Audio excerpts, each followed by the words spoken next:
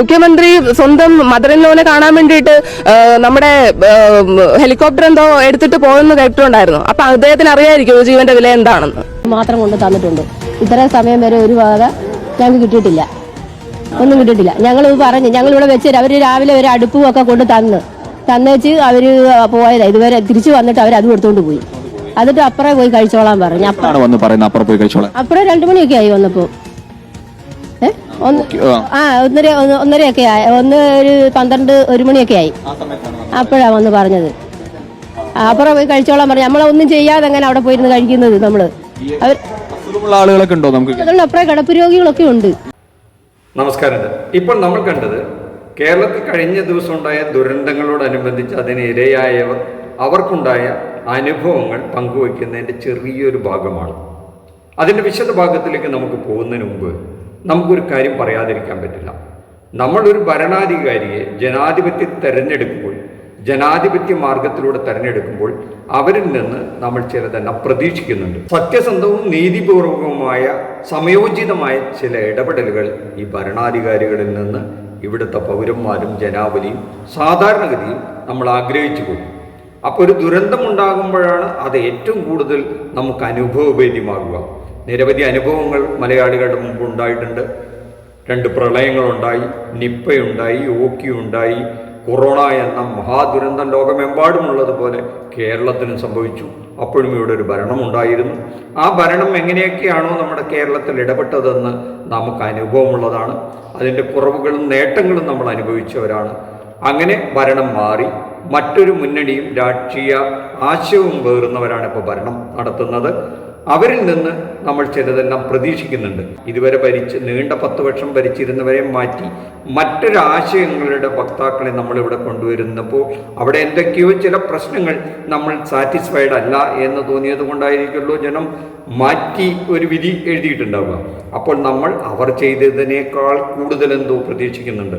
അവർ ചെയ്തതോളം പോരാ, അതിലപ്പുറം എന്തോ പ്രതീക്ഷിക്കുന്നത് കൊണ്ടായിരിക്കണം ജനം ഈ വിധി കൊടുത്തിട്ടുണ്ടാവുക. ആ വിധിക്കനുസരിച്ച് ഇപ്പോൾ നടക്കുന്ന ഭരണം, ഇപ്പോഴത്തെ ഭരണാധികാരികൾ ആ കർത്തവ്യം നിർവഹിക്കുന്നുണ്ടോ എന്നുള്ളതാണ് നമ്മൾ ഇവിടെ ഉയർത്തുന്ന ചോദ്യം. സാധാരണയായി കേരളത്തിൽ ജൂൺ മാസം മുതൽ ഒരു സെപ്റ്റംബർ വരെയാണ് മഴക്കാലം ഉണ്ടാകാറുള്ളത്.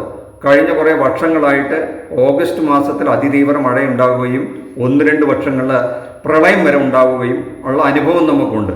ഈ വർഷമാകട്ടെ ജൂൺ ജൂലൈ മാസങ്ങളിലൊന്നും കാര്യമായി മഴ കിട്ടിയില്ല. നമ്മുടെ ഡാമുകളിൽ പോലും തീരെ വെള്ളം ഉണ്ടായിരുന്നില്ല. അതിൻ്റെ ഫലം എന്തായിരുന്നു? നമ്മൾ പവർ കട്ടൊക്കെ അനുഭവിച്ചുകൊണ്ടിരിക്കുകയായിരുന്നു. ഒരു നിവൃത്തിയില്ല, പുറമേ നിന്ന് വാങ്ങാനും കിട്ടാനില്ല, ഇവിടെ വെള്ളത്തിന്ന് കരണ്ടും ഉണ്ടാക്കാൻ പറ്റില്ല എന്ന് പറഞ്ഞ് ഭരണാധികാരികൾ അങ്ങനെ കൈമലർത്തിയിരിക്കുകയാണ്. ജൂലൈ 31-ാം തീയതി രാത്രി അതിതീവ്ര മഴ പെയ്യുകയും നമ്മുടെ പ്രധാനപ്പെട്ട 1-2 ജില്ലകളിൽ ജനങ്ങളും ഭൂമിയും അവിടുത്തെ കടകളും അവരുടെ വീടുകളും എല്ലാം വെള്ളത്തിനിടയിൽ ഒരൊറ്റ രാത്രി കൊണ്ടായിപ്പോയത്. ഇത് നമ്മുടെ ഈ ഭരണാധികാരികൾ അറിഞ്ഞിരുന്നില്ലേ എന്നുള്ളൊരു ചോദ്യം സ്വാഭാവികമായിട്ടും ചോദിക്കുമല്ലോ. എല്ലാ കാലാവസ്ഥ നിരീക്ഷണ വകുപ്പ്, ദുരന്ത നിവാരണ വകുപ്പ് എല്ലാം ഇവിടെ സജീവമായി വലിയ ശമ്പളം പറ്റിയിരിപ്പുണ്ട്. അവരൊരു ഇൻഫോർമേഷനും കൊടുത്തിരുന്നില്ലേ എന്നൊരു ചോദ്യമില്ലേ? ചോദിക്കും ഇവിടെയുള്ളവരെ. അങ്ങനെ ചോദിച്ചപ്പോൾ നമ്മുടെ ഇവിടുത്തെ ഭരണാധികാരികൾ എന്താണ് പറഞ്ഞത് എന്നൊന്നും കേട്ടു നോക്കിയാലോ. മിന്നൽ പ്രളയം എന്ന് പറയുന്നത് പോലെയാണ് ഉണ്ടായിരുന്നത്. രാത്രി വൈകി വരെ ഒരു പ്രഡിക്ഷനും ഇല്ല, IMDയുടെ ഒരു പ്രഡിക്ഷനും ഇല്ല. രാത്രിയാണ് പെട്ടെന്ന് അതിതീവ്ര മഴയുണ്ടാവുന്നത്. അതിതീവ്ര മഴയുടെ ഏറ്റവും വലിയ സ്വഭാവം അത് അറിഞ്ഞു കഴിഞ്ഞാൽ ഇവാക്യുവേഷന് വേണ്ടി പോലുള്ള സ്ഥലം ഉണ്ടാവില്ല. വളരെ രാത്രി വൈകിട്ടാണ് ഈ മുന്നറിയിപ്പ് മെസ്സേജ് പോകുന്നത്. IMDയുടെ ഇതിൽ പോലും അത് പരിശോധിക്കാനുള്ള സംവിധാനമില്ല. ചില സ്ഥലങ്ങളിൽ സാധാരണ 200 ഇതിന് കൂടുതലായി മില്ലിമീറ്റർ കൂടുതലായിട്ട് മഴ പെയ്താൽ അത് എക്സ്ട്രീം ഹെവി റെയിനാണ്. ഇത് ചില സ്ഥലത്ത് 300 പെയ്തേക്കണം. ഒരു സ്ഥലത്ത് വടശ്ശേരിക്കരയിൽ 350 ചെയ്തിരിക്കുന്നത്. 350 മഴയാണ് ഉണ്ടായിരിക്കുന്നത്. ഇതാണ് നമ്മുടെ സംശയത്തിന് ഉത്തരമായി നമ്മുടെ മുഖ്യമന്ത്രി പറഞ്ഞത്. വളരെ നിസ്സഹായമായ അവസ്ഥ. എന്ത് ചെയ്യാൻ പറ്റും? അറിയില്ലെങ്കിൽ പിന്നെ ഒന്നും ചെയ്യാൻ പറ്റില്ലല്ലോ. പൊടുന്നനെയാണ് 300-350 ഒക്കെ മഴ പെയ്യുന്ന വടശ്ശേരിക്കര പോലെയുള്ള സ്ഥലങ്ങളിൽ. അപ്പം അറിയാതെ രാത്രി സമയത്ത് ഇങ്ങനെ അതിതീവ്രവും അതിലും തീവ്രവുമായ മഴ പെയ്താൽ ഒന്നും ചെയ്യാൻ പറ്റില്ല എന്നാണ് മുഖ്യമന്ത്രി പറയുന്നത്. അങ്ങനെ സത്യാന്വേഷികളായ ആൾക്കാർ വെറുതെ വിടുമോ? അവരപ്പോൾ ഇതിനൊരു മുന്നറിയിപ്പ് ഉണ്ടായിരുന്നില്ലേ എന്ന് അന്വേഷിച്ചു പോയപ്പോഴാണ് ഒരു സത്യം വെളിപ്പെട്ടത്. അത്രേ. ഈ കാണുന്നത് കേന്ദ്ര കാലാവസ്ഥാ വകുപ്പ് ജൂലൈ 31 ഉച്ചയ്ക്ക് 3 മണിക്ക് പുറത്തിറക്കിയ പത്രക്കുറിപ്പാണ്. അതിൽ വിശദമായി കാര്യങ്ങൾ പറയുന്നുണ്ട്. വലിയ തോതിൽ അതിതീവ്ര മഴയുണ്ടാകും. ഈ പറയുന്ന സ്ഥലങ്ങളെല്ലാം തന്നെ പത്തനംതിട്ട, തിരുവനന്തപുരം, ആലപ്പുഴ തുടങ്ങിയ സ്ഥലങ്ങൾ അതിതീവ്ര മഴയുണ്ടാകുമെന്നും മുന്നൊരുക്കങ്ങൾ നടത്തണമെന്നും എന്തെല്ലാം കാര്യങ്ങൾ ചെയ്യണമെന്നും വളരെ വിശദമായി ഇതിലൊക്കെ പറയുന്നുണ്ട്. അപ്പോൾ ആരാണ് എന്താണ് അറിയാതെ പോയത്? പക്ഷേ നമ്മുടെ മുഖ്യമന്ത്രി നമ്മളോട് പറഞ്ഞത്, മുഖ്യമന്ത്രിക്കോ സംസ്ഥാന സർക്കാരിനോ ഇതിനെപ്പറ്റി ഒരു വിവരവും ഇല്ലായിരുന്നു, ഒരു മുന്നറിയിപ്പും കിട്ടിയിരുന്നില്ല, ഒരു മുന്നൊരുക്കവും നടത്താനുള്ള സമയവും കിട്ടിയില്ല എന്നാണ്. പക്ഷെ നമുക്ക് ഈ ഒരു അറിയിപ്പിൽ നിന്ന് മനസ്സിലാകുന്നത് ധാരാളം സമയം കിട്ടിയിരുന്നു. ഉച്ചയ്ക്ക് 3 മണിക്ക് തന്നെ വിവരം കിട്ടിയിരുന്നു. രാത്രി 12 മണി കഴിഞ്ഞിട്ടാണ് അതിതീവ്ര മഴ കിട്ടിയത്. അതിനുള്ളിൽ ജനങ്ങളോട് ഈ കാര്യങ്ങളൊക്കെ പറഞ്ഞ് അത്യാവശ്യം വേണ്ട എല്ലാ കാര്യങ്ങളും അവിടെ നടപടികൾ എടുക്കാൻ കഴിയുന്നതിൽ വീഴ്ച വന്നു എന്ന് നമുക്ക് അനുമാനിക്കേണ്ടി വരും. ഇതിൽ ആര് സത്യം പറയുന്നു, ആര് അസത്യം പറയുന്നു എന്നതൊക്കെ നമ്മുടെ പ്രേക്ഷകർ വിലയിരുത്തട്ടെ. അതിനുള്ള സാമാന്യ ബുദ്ധി നമ്മുടെ ഇവിടുത്തെ ജനങ്ങൾക്കുണ്ട് എന്നുള്ള ബോധ്യത്തിലാണ് ഇങ്ങനെ പറയുന്നത്. ഈ അസത്യങ്ങൾ വിളിച്ചു പറയുന്നതോ അല്ലെങ്കിൽ അറിഞ്ഞിട്ടും വീഴ്ച വരുത്തിയതോ അതൊരു ഭരണാധികാരിക്ക് ഭൂഷണമാണോ എന്ന് അത് ഭരണാധികാരികൾ ചിന്തിക്കേണ്ടതാണ്. അല്ലെങ്കിൽ ജനാധിപത്യത്തിൽ നമുക്ക് മറ്റു മാർഗങ്ങളൊന്നും ഇല്ലല്ലോ. ഇനി ഈ കാഴ്ചകളിൽ നിന്ന് മറ്റൊരു കാഴ്ചയിലേക്ക് കൂടി പോകേണ്ടതുണ്ട്. പ്രിവിലേജ്ഡ് ആയിട്ട് ഉള്ളവർക്ക് വേണ്ടിയിട്ട് മാത്രമല്ല സിസ്റ്റം. ഓരോ സിസ്റ്റവും എടുക്കേണ്ടത് ഓരോരുത്തർക്ക് വേണ്ടിയിട്ടാണ്. ഒരു ഫോൾട്ടും ഒരു സ്ഥലത്തും ഉണ്ടായിട്ടില്ല. നമ്മുടെ പബ്ലിക് സർവൻസ് എന്ന് പറഞ്ഞ ആ പേര് തന്നെ ഇവർ മാറ്റിമറിക്കുകയാണ്. സത്യത്തിൽ ഇവരെയൊക്കെ നമ്മൾ കൊണ്ടിരുത്തിയിട്ട് അവരുടെ പിറകെ നിവേദനങ്ങളായിട്ട് പിറകെ നടക്കേണ്ട അവസ്ഥയാണ് ഇപ്പം. അതിനി ഒരു ഇതും വരരുത്. ഇനി ഞങ്ങളായിരിക്കണം may be the last victim. ഇനി ഈ മത്സ്യത്തൊഴിലാളികൾ എന്ന് കേൾക്കുമ്പോഴത്തേക്ക് നിങ്ങൾക്ക് എന്താണ് ഇത്ര ദേഷ്യം?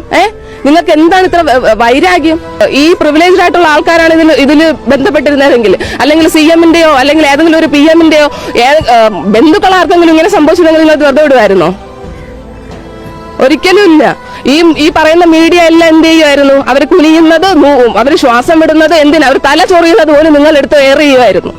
പക്ഷെ ഇതിന് 5 ദിവസം വേണ്ടി വന്നു. ഇല്ല, ഞങ്ങളുടെ ടാക്സ് യൂസ് ചെയ്തിട്ടാണ് നിങ്ങളുടെ സാലറി. ഓക്കെ, അപ്പൊ അത് നിങ്ങൾ മനസ്സിലാക്കണം. ഓരോ സിറ്റിസന്റെയും വില ഇമ്പോർട്ടന്റ് ആണ്. അവരുടെ ഓരോരുത്തരുടെയും വില നിങ്ങൾ മനസ്സിലാക്കണം. അല്ലാതെ 10-15 പേര് കൂടുമ്പോൾ നാച്ചുറൽ കലാമിറ്റി ആയിട്ട് എഴുതി തള്ളാൻ വേണ്ടിയിട്ടുള്ളതല്ല ഇത്. നിങ്ങൾ അറിയിപ്പ് കറക്റ്റ് സമയത്തിന് കൊടുത്തോ? 1:30 കടലിലിറങ്ങിയവരാണ് ഇവര്. നിങ്ങൾ അറിയിപ്പ് കറക്റ്റ് സമയത്തിന് കൊടുത്തോ? ഇല്ല. ഇൻഎഫിഷ്യൻസിയുടെ ഫസ്റ്റ് തുടക്കം.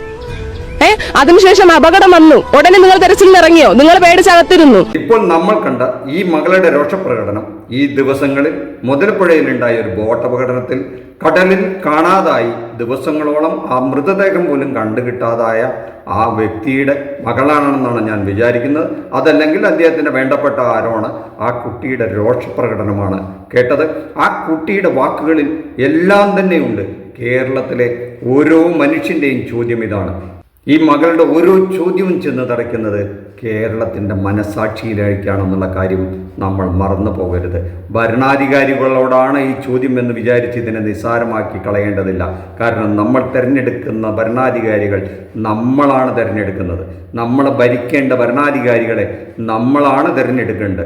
അതുകൊണ്ട് ഈ പെൺകുഞ്ഞ് ചോദിക്കുന്ന ഓരോ ചോദ്യവും നിങ്ങളോടും എന്നോടും കേരളത്തിൻ്റെ മനസ്സാക്ഷിയോടുമാണ്. ആ മകളുടെ ചോദ്യങ്ങൾക്കൊന്നും ഉത്തരം കൊടുക്കാൻ എനിക്കോ നിങ്ങൾക്കോ കേരള മനസ്സാക്ഷിക്കോ കഴിയുന്നില്ലെങ്കിൽ മഹാകഷ്ടം എന്നല്ലാതെ മറ്റൊന്നും പറയാനില്ല. മറ്റൊരു വിഷയവുമായി മറ്റൊരു എപ്പിസോഡിൽ കാണുന്നവരെ താങ്ക് യു.